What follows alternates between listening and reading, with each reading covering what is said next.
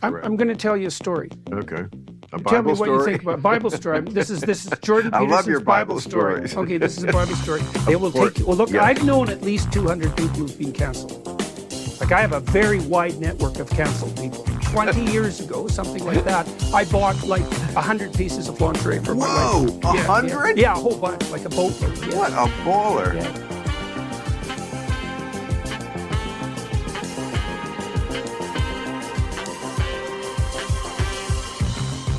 G'day, welcome to Surfing the Discourse.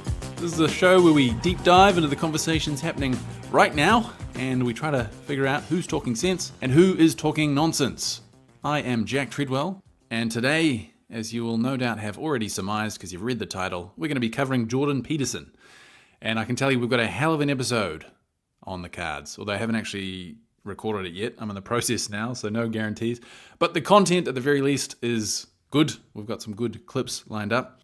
Specifically, these come from a couple of recent interviews that Jordan has given, which I have forced myself to endure.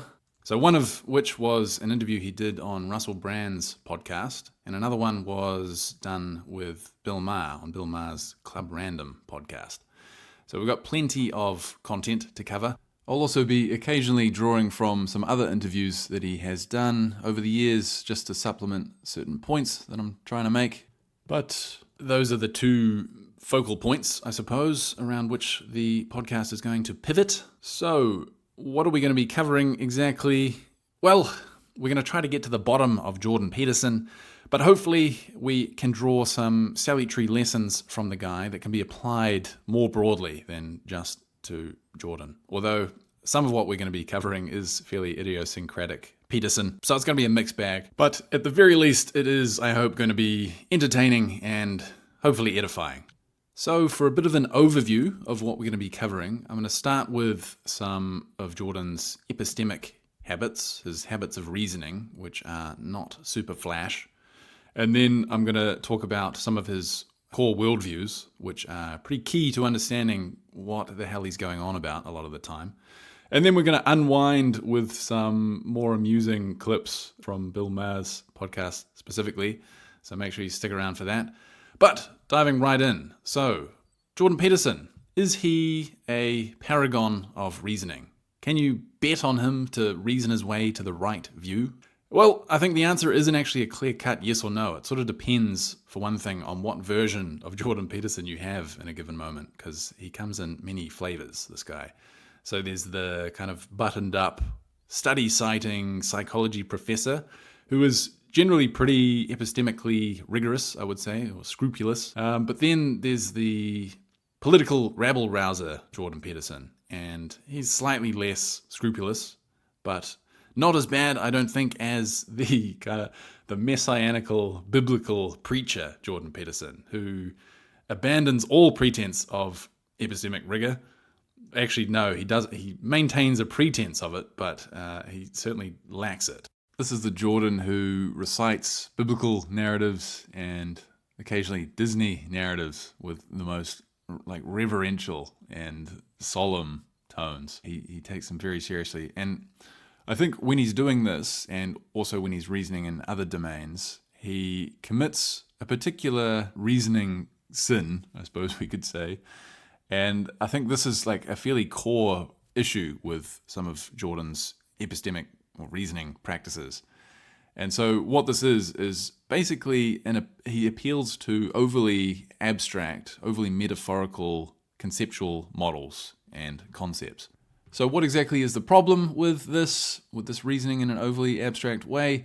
Well, okay, so first of all, roughly speaking, a mental model or like a conceptual model is a system of concepts that maps onto some phenomenon or like something concrete in the world. It's kind of like a copy of that thing in your brain that lets you reason about it and understand it. And ideally, it's going to be a fairly specific representation of the thing that you're trying to understand, but occasionally it can be overly metaphorical and too abstract to really properly fit the thing. And so I think this is what Jordan does a lot of the time. So consider two different models of, let's say, the game of chess. So one's going to be a good one and one's going to be a Jordan Peterson-esque one. So the good one is going to be like specific. It's going to, comprise of all of the rules of the game, the various pieces and how they can move. And ultimately, you can use this model to, play the game, understand the game. You can make inferences about what kind of moves are going to be good and so on.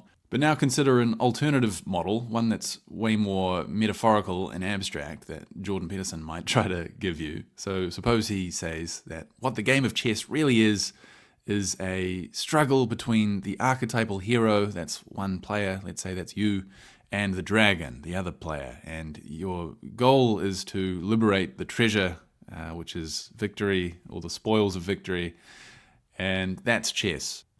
Okay, so that's a fairly silly example, and perhaps not the way that Jordan would actually characterize chess, but it is kind of the spirit of how Jordan talks about a lot of things. So one question to ask is, why? What is the appeal of this way of thinking? And I think there's at least two major reasons. So first of all, it's not obviously inaccurate, right? You can kind of squint your eyes and see how that metaphorical idea of hero versus dragon could apply to the game of chess, if you're feeling a bit fanciful, perhaps. So it's difficult to show that they're wrong in a strict sense.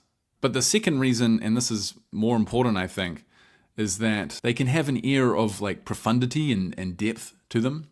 Because for one thing, they're often couched in this kind of metaphorical and poetic language. So they're kind of evocative.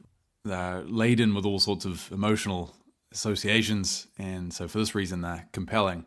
But I think even more importantly, people are so beguiled by this very abstract way of speaking about things and thinking about things because of the fact that since they're such loose-fitting concepts, they can be applied to everything. So for example, you might have heard of his chaos versus order model of things, which he applies overzealously, I would say. He applies it to everything, whether it's your kind of individual psychology, your individual emotions, they can be in a state of chaos or order. Or you could apply it to your external environment. You could apply it to the political environment. Pretty much anything, because in virtue of the fact that these concepts are just so abstract. And so this breadth of application seems to imply a depth and profundity to the concept. And I think this is just entirely illusory because the models are just so loose-fitting and they don't apply to anything particularly well. They don't actually illuminate anything. So going forward, I'll refer to these as loose-fitting models or loose-fitting concepts, just so I have a way of referring to it. But here's a clip of Jordan Peterson talking about this phenomenon. This is from the Joe Rogan podcast, one that he did years back alongside Brett Weinstein. The stories are erroneous in detail and right in pattern. So, for example, there's an idea that one of the things that the mythological hero does is stand up against the tyranny of the state. Now, you don't have to specify the nature of the tyranny of the state in order for that to be a truth that's applicable across different contexts. And I would say what's happened with the great religious myths is that they operate at a level of abstraction such that the abstract entities are applicable in every single environment. Yeah, so the thing he doesn't seem to realize is that, and because they're so abstract and non-specific, they're not particularly helpful. So they apply to a lot of things, but they don't illuminate those things. I suppose one positive thing we can say about them, at least, that I can discern, is that maybe they have some utility in providing a bit of motivational impetus, right? So if you're, maybe you're trying to get some work done, you're feeling lazy. If you framed that as a heroic struggle against a dragon, maybe that provides a bit of motivation for you. I don't know. But I think Jordan Peterson wants them to do more than just that. He wants them to be widely applicable truths that just capture the nature of the world or something. But he also seems to wield them for instrumental political reasons too. So here's an example from the start of the Russell Brand interview that he recently did, in which he's going to use these loose-fitting models to disparage his political opponents, essentially. Well, the alternative to unity is conflict. Now, unity can become so tight that it turns into tyranny, and obviously that's not acceptable. But the problem with the continual emphasis on diversity that we hear is that it isn't accompanied by the obvious fact that if people aren't united by a vision, let's say, which is how you unite people properly, then they're divided, and divided people can't cooperate or compete peacefully, and they their interests run afoul of one another. Now, what's happening on the unity front, as far as I can tell, is that there is a clamor for unity, particularly on the side of the people who are fear-mongering with the apocalypse, and they're trying to compel a unity with terror. And to me, that's a hallmark of tyranny. I think tyrants always use fear to compel unity. Okay, so that was fairly long-winded, but there's a couple of things I want to extract from that. So he's got this loose-fitting model, right? This very abstract and metaphorical model about unity versus conflict. The idea is that too much unity is tyrannical, he said, and presumably too much conflict is chaotic or something. And so you want to like take the middle path between those two things. So this is this cute little model that he's got. And what he's going to do with it is like drape it over these real world phenomena. So specifically, he mentioned apocalypse mongerers, and I presume that refers to like global warming advocates or like people who, rightfully worry about global warming.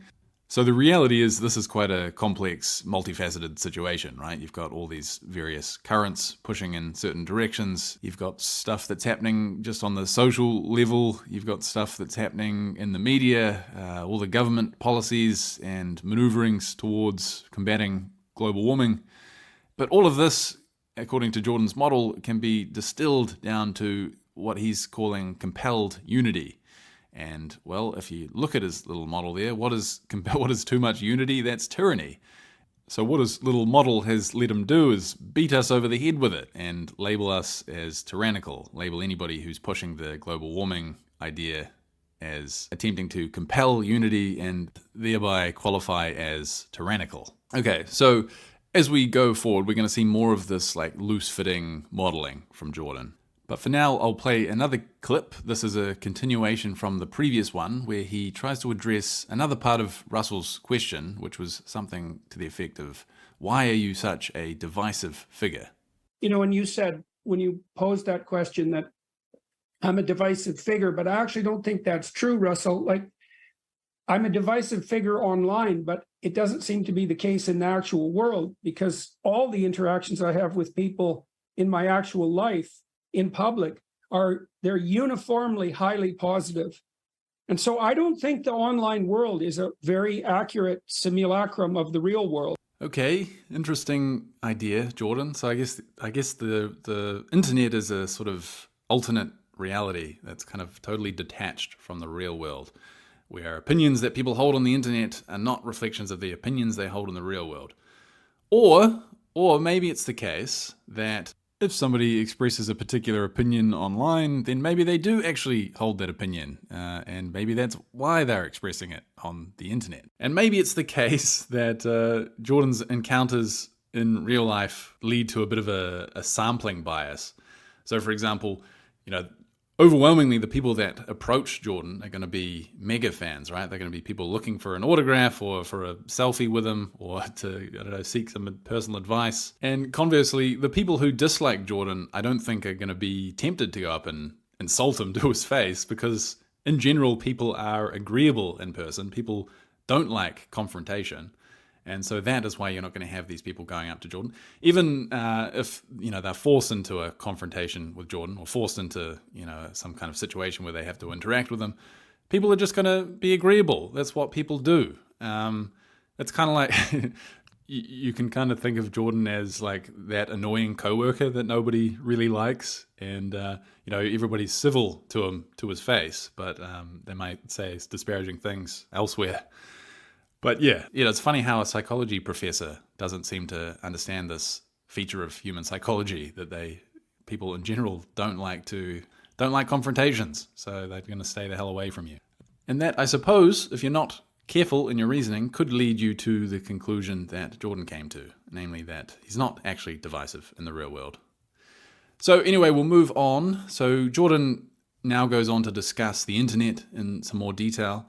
And as we're going to start to see, he'll start dropping hints about psychopaths and narcissists and all of these horrible people, horrible types of person.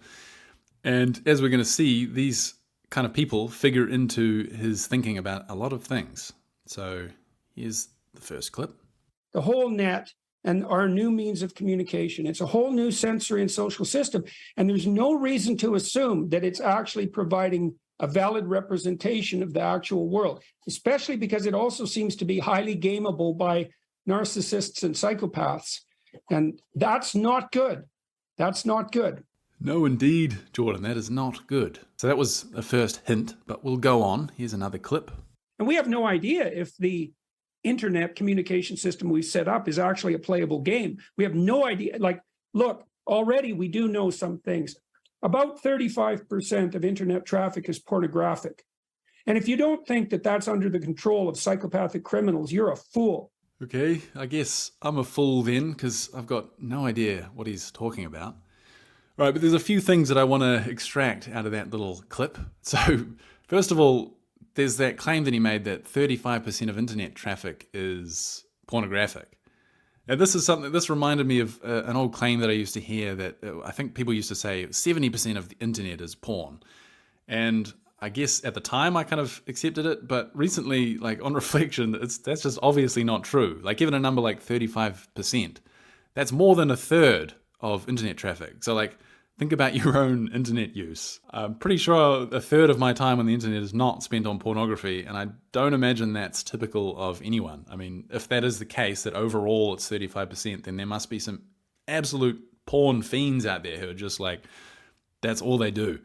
And there's got to be a lot of them, I think, to skew those numbers up that high. But anyway, the common sense picture aside, I looked this up, and I found a number of citations of 30%, not 35%. So Jordan might have misremembered that.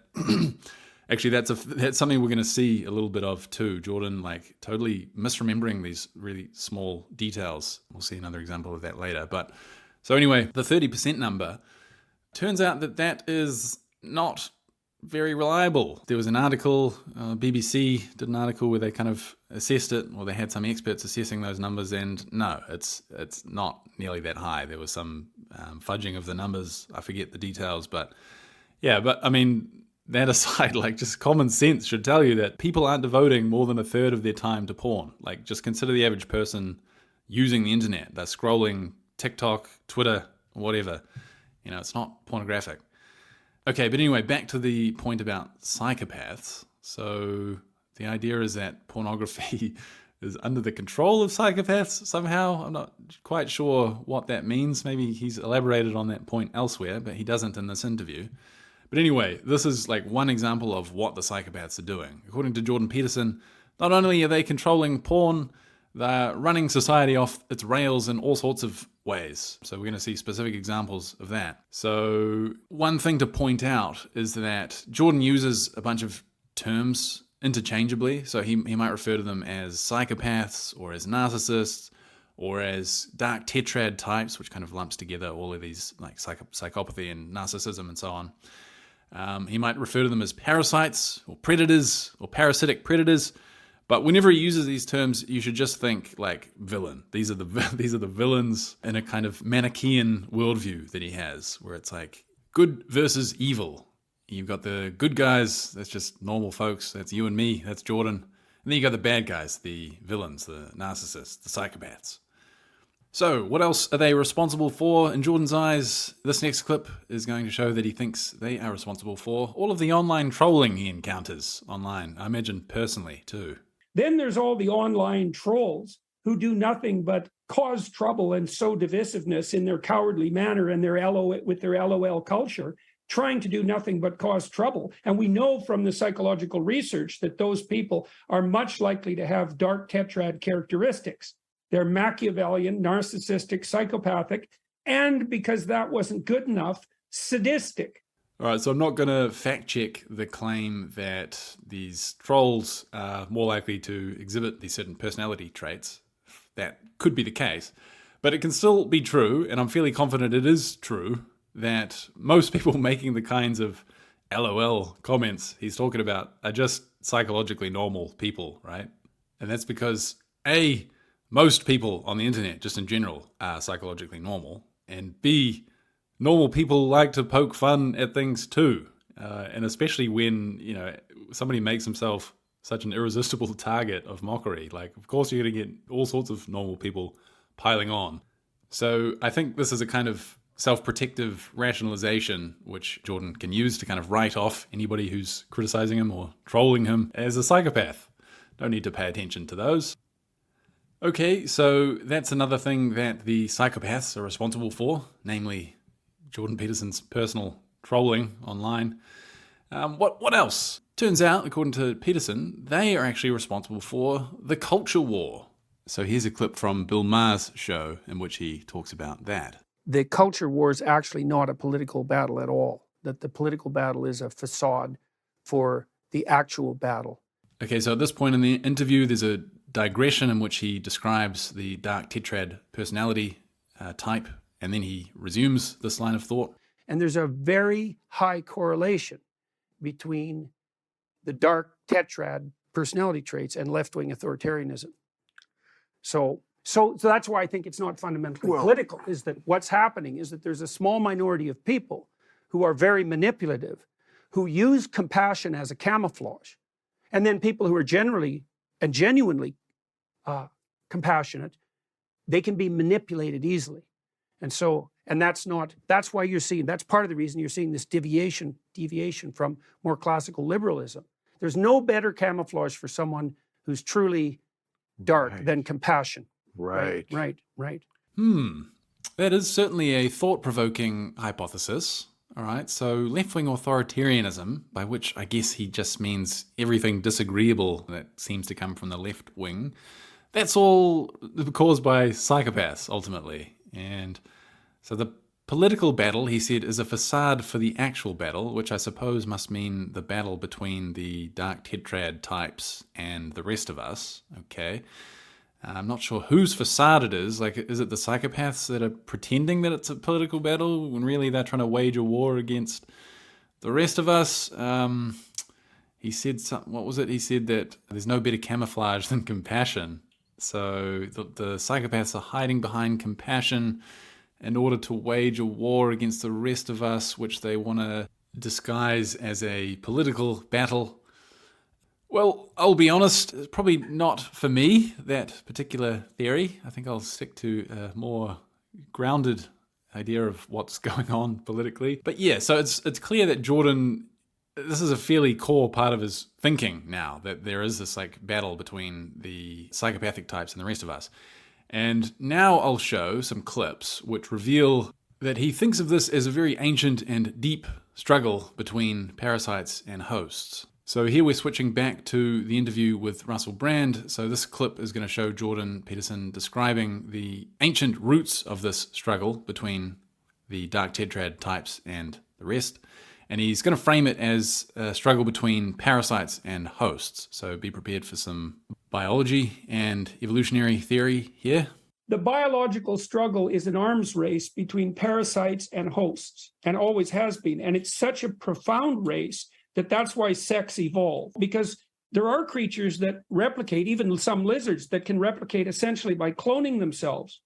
So they produce identical duplicates of themselves. But what happens is the parasites can optimize for their physiology and take them out. So sex mixes genes. Okay, so the reason I'm saying that is because the parasite problem is so deep and so profound that sex itself evolved as the method of replication to deal with it. Now, the online communication systems facilitate the parasites, and you don't need that many of them to take a society down. You know, like the real radical types who would rather dance around in the chaos and who are in it only for their immediate self-gratification. They're a very small percentage of the population. Clinical data indicates about 3%. But the problem with that is that if they have free rein, they can take everything down. All right, so there's a few things to point out here. So first of all, this is a good example of how he weaves like pretty scientifically respectable ideas into his otherwise dubious reasoning. So the idea that parasites created a selection pressure which led to the evolution of sexual reproduction is at the very least a respectable idea. Like, it's well founded, I think. I don't have the expertise to sign off on it totally, but at least it comes from respectable corners of science. So he takes this respectable idea and then he extrapolates from it in the most dubious way. And specifically, it's through the use of more of these loose-fitting models, right? So he's got this idea of parasites versus hosts, which he's kind of made into a more metaphorical notion. So he's detached it from the grounded biological context, and he's using these terms metaphorically now. And so now he can apply them to this struggle between psychopaths and the rest of us. And in this way, he can kind of draw the conclusion that the trolls on his Twitter feed are really an extension of ancient parasites who were attacking, biological hosts. So yeah, there's a lot wrapped up in that particular clip, I think. So there's his use of loose-fitting models or kind of metaphorical concepts to link together things in a very dubious way. There's a kind of allusion to personal grievances he has. He's trying to link the parasite problem to trolling online, which I suppose is something he frequently encounters. And there's his Manichaean worldview of good versus evil, parasites versus hosts, which probably stems in part from his deep religiosity, I would say. So here we're going to segue into speaking about his religious worldview, because there were some interesting parts in this conversation he had with Russell Brand that kind of clarified some things for me about his religious worldview. So one thing that you can't possibly miss if you've consumed enough Peterson content is that he brandishes religious stories exuberantly. He uses them all the time to kind of make arguments, whether that's like political arguments or psychological arguments or sociological ones, whatever. Always there's a religious story for it. And initially I kind of wondered what, references to biblical stories or Pinocchio were doing in the context of like a political discussion. But now I realize that I think Jordan uses kind of biblical stories the same way scientists use references to studies. That is, he doesn't just use them to try to illustrate his point, but he actually uses it to corroborate his point. And that is because he views the Bible as the ultimate source of truth. So to him, it's like the ultimate citation, it's the ultimate reference to back up a point that he's making. So how does he justify doing this? Especially because, as he acknowledges, the Bible doesn't contain the kinds of factual, propositional truths that we ordinarily appeal to, right, when making arguments. Rather, they contain stories which encode kind of archetypes or wisdoms, I suppose, that serve, as he claims, as kind of templates for behavior. But he really wants these to be like foundational, fundamental. He really wants them to have the kind of gravitas that we normally associate with factual truths. So what you'll see him do is kind of relegate the idea of factual truths and really elevate the notion of narratives as being the carriers of truth. And in particular, biblical narratives. So in this interview, there's a couple of steps to his argument here, which he doesn't make explicit, but it's certainly what he's trying to do. So the first step is for him to show that stories or narratives are fundamental to how we understand the world. So here's the first clip of that. The structure through which we look at the world is a story. If you describe the structure through which we look at the world, that's what a story is. That's why we value stories, because we need to know how to look at the world. So the empiricists and the rationalists were wrong. We cannot derive a picture of the world through mere reference to the facts, because there's one fact per phenomenon, and there's too many phenomena. We're awash in them. You have to arrange them hierarchically. That's what a story is. And once you know that, the next question obviously is, well, what's the correct story?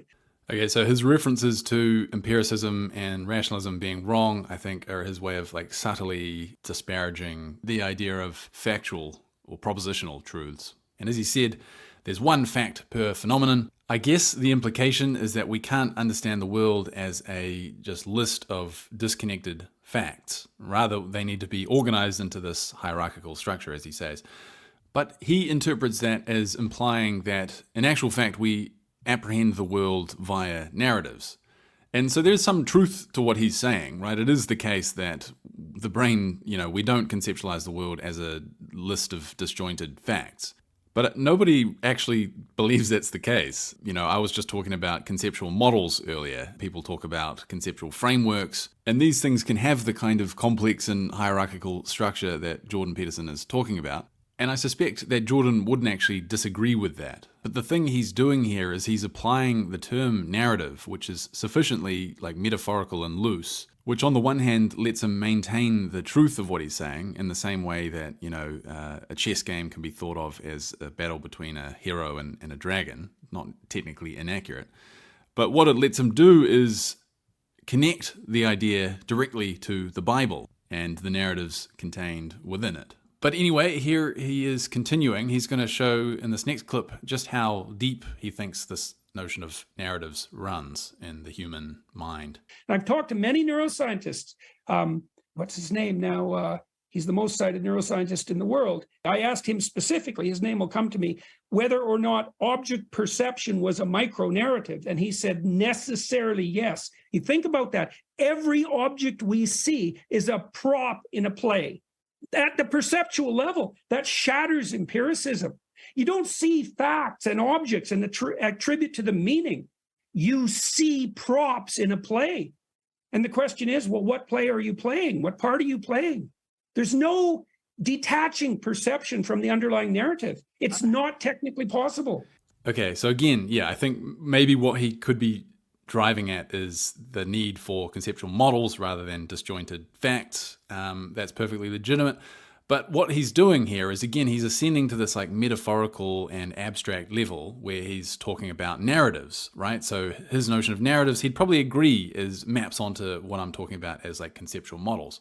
But the fact that he's using this term narrative, this lets him link this idea to the Bible and biblical narratives. So he's doing one of these extrapolations, which can only be done in virtue of this metaphorical use of terms, in this case, narrative. So it's the same trick once again. Okay, so that was the first step in his argument. He's tried to show that narratives are fundamental, but now he needs to show that biblical narratives in particular can be held up as especially true or fundamental or foundational. So how exactly is he going to manage that? Well, he's going to appeal to the notion of memes in the Richard Dawkins sense of the word. So the lead into this discussion comes from Russell and Jordan talking about Richard Dawkins. So here's the first clip. See, he's such an interesting person because his notion of meme is right on the threshold of the notion of archetype. If he would have pursued that, he would have entered the Jungian world. What a complete and utter tragedy for Dawkins to think that he was only inches away from entering the Jungian world. How different the trajectory of his career might have been if he'd just gone that little bit further.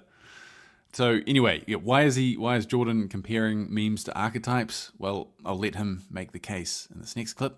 And I would say that the memes that have guided us, let's say the memes that are part of the biblical tradition that have lasted for at least thousands and likely tens of thousands of years, are the memes that have been selected by two processes of reproduction, right? The transmission of information, so the propagation of information as reproduction, but that have also facilitated genuine reproduction itself.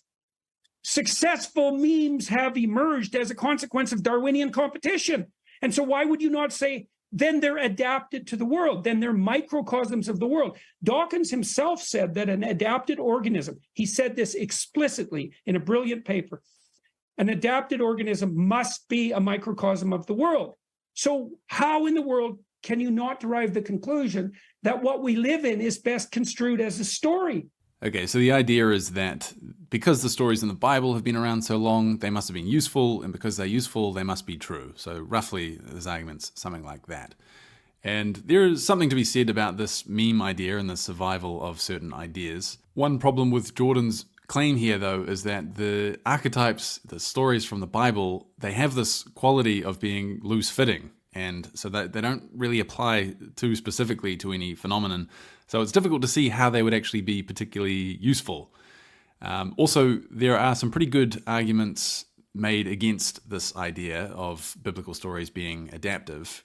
Richard Dawkins himself has argued quite stridently, I think, in this vein. He wrote a book years ago called Viruses of the Mind, in which he makes this case. But there's another pretty fundamental problem with this idea that biblical stories are useful memes, which is a problem that Jordan Peterson himself has acknowledged, which is roughly that you can interpret the Bible in any of an infinite number of ways. So how do you know which one is the correct one? So here's another clip from their Joe Rogan episode that Jordan did, which I clipped earlier, in which Jordan's going to make this case, and he's going to associate the argument with postmodernists specifically, and then give his rebuttal to it. And that's why the postmodernists say, well, you can't agree on a canonical interpretation of a great piece of literature, because the number of potential interpretations are infinite. And so then they say, well, why should we settle on any one interpretation then? Why should we privilege one over another? And then they say, well, that's all power games. And so that's you got to take that seriously. But what they missed, and this is a big deal, it's a big deal, I think, is this idea of ethical constraint. It's like, yes, there's a landscape of potentially infinite interpretations, but hardly any of them will work in the real world. And hardly any of them will work in the real world in a way that doesn't get you killed by other people or doom you because of your own stupidity to failure across time. And so the landscape of interpretation is almost infinite, but the landscape of applicable interpretation, functional interpretation, is unbelievably constrained. So what do you think? Does his argument there dispose of that objection? No, I don't think so. So we can grant his point that some interpretations will in fact turn out to be, in the fullness of time, more useful than others when actually applied. But Jordan is extracting his own interpretations of the Bible now, right? And somebody else could come up with a different interpretation now. So he's not actually running the test to see if his interpretation is more useful than somebody else's. And in fact, even in this interview, we see an example of exactly this kind of phenomenon, where Jordan comes to a different interpretation of a particular Bible passage than Russell Brand. So Jordan argues that the Cain and Abel story is a metaphor for two possible responses to adversity. So you can either dust yourself off and try again, like Abel, or you can shake your fists at the world and become bitter and resentful, like Cain. And then later on, Russell Brand injects his own interpretation of the story as he kind of wonders aloud whether this Cain and Abel dichotomy could reflect the struggle between like individualism and transcendent spiritualism, or something along those lines.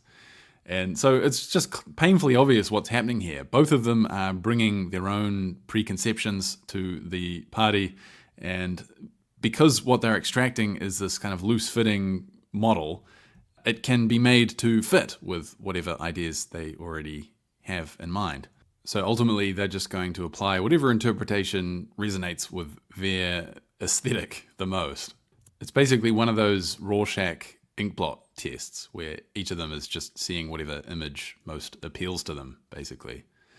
So, anyway, we're going to leave Russell Brand behind now, and we'll focus the rest of the episode on the Bill Maher interview.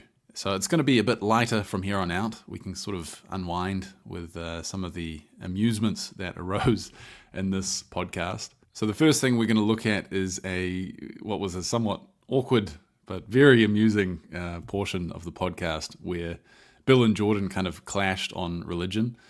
So for anyone that doesn't know, Bill Maher is this kind of militant atheist type. He was part of that whole like atheistic revolution, I guess you could say, with Sam Harris and others. And at least from what little I've seen of Bill, he does seem to speak pretty reasonably on the subject. He makes some incisive arguments.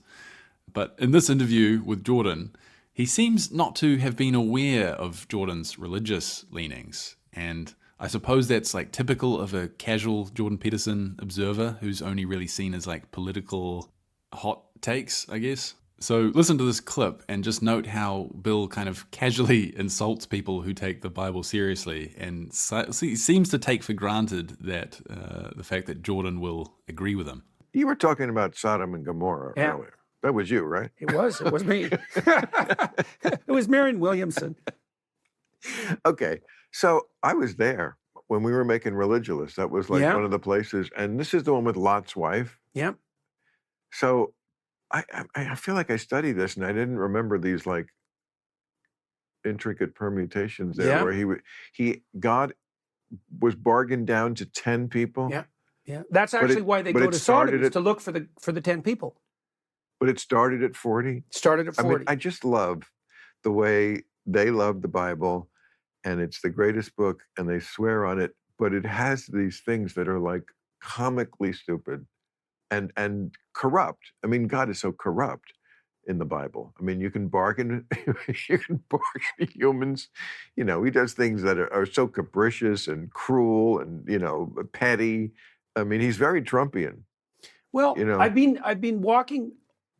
I released a series started to release it yesterday on YouTube on the story of Exodus. And it's a 16-part series, 32 hours on the book of Exodus. Yeah, I had 9 people come down, and I've been walking through the biblical corpus. That was actually something I wanted to talk to you today about. I love it. There's like a gradual dawning on Bill as Jordan's talking about how much time he spent analyzing the Bible and so on. So good. So then Bill kind of needs to try to thread the needle now between not insulting Jordan, but also maintaining his anti-religion views. So here's a clip of him kind of backpedaling a little bit after this exchange. I did not have any sort of social life at Cornell, but I did have all these intellectual epiphanies from all these professors who you remind me of, who would introduce these ideas and okay, so I knew that story all these years, and now I'm really understanding it. I kind of miss that. So, but to be fair, Bill doesn't do a complete reversal. He does continue to disparage the Bible, and Jordan kind of fails to read the room a little bit, and he launches into a long-winded Bible story, throughout which Bill is kind of laughing at the most absurd parts of the story, and Jordan kind of valiantly continues. But you can tell Jordan's kind of in his like solemn and serious mode, and he wants the Bible, he wants the story to come across as like august and dignified. So there's this like comical juxtaposition of that with Bill's kind of hilarity and lack of seriousness as he listens to the story. So as you listen to this, just try to picture Jordan's usual environment where he kind of delivers these sermons on the Bible and the kind of soberness and seriousness that he normally wants to convey, and contrast it with Bill's complete mirth and laughter here. I'm going to tell you a story. Okay. Tell me what you think about Bible story. This is Jordan Peterson's I love your Bible stories. Okay, this is a Bible story. So I've been looking at the story of Jonah. Yeah. And this is a story that you'll appreciate. So here's what happens to Jonah. He's just minding his own business. And then the voice of God comes to him, and the voice says, "You have to go to this city, Nineveh, because everybody in Nineveh is like, they've strayed off the path, and I'm thinking about wiping them out. But you could maybe go there and tell them like how foolish they are, and they'll straighten up, and then I won't have to destroy the city." And Jonah thinks, there's no goddamn way I'm going to do that. First of all, Nineveh is a city of his enemies. Babylonia. It's a city that he's not allied with, and so he thinks, well, you guys can go to hell in a handbasket, and if God wipes you out, that's perfectly fine with me. Right. And then he also thinks, like any wise man would, it's like, I see, this is the task you have for me. It's like, there's 150,000 people there. I'm a foreigner. I'm going to go there and tell them how they're misbehaving, and that's going to work out well for me. So he thinks, to hell with that, like any sensible person would. And he doesn't say what he has to say. All right, so I've got a few more clips to finish us off. So here, I mentioned earlier that Jordan Peterson sometimes like misremembers facts in like quite bizarre ways. Like he just gets things wrong, and you'll see him trot out the same facts over and over, and apparently nobody corrects him. So here's one example of that. I'll let you hear the clip, and then afterwards I'll tell you what he got wrong about it. There's a book called A Billion Wicked Thoughts that the Google engineers wrote. Oh. Yeah, and Google engineers make great psychologists because they're too stupid to be politically correct. So they just tell you what's actually true, and they don't even know that there's something wrong with it. It's like, this is just what happened, because they're engineers. Right. You know? They're nerds. Yeah. So they just think, oh, this is what the data shows. You got a problem with that? Like, how would anyone have a problem with that? Because they're engineers, right? Okay, so there's 5 male categories that are hyper attractive on the pornographic front to women: vampires, werewolves, pirates, surgeons, and billionaires.